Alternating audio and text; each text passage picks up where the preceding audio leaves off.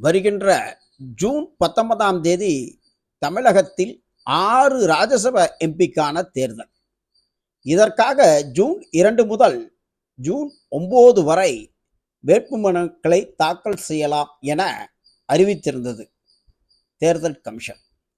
இதையடுத்து இன்று திமுக சார்பில் 4 வேட்பாளர்களும் அதிமுக சார்பில் 2 வேட்பாளர்களும் இன்று வேட்புமனுக்களை தாக்கல் செய்தனர்.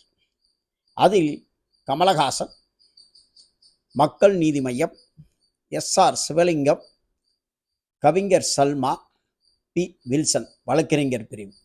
இதையடுத்து அதிமுகவின் தனபால் மற்றும் இன்பதுரை IS வழக்கறிஞர் பிரிவு.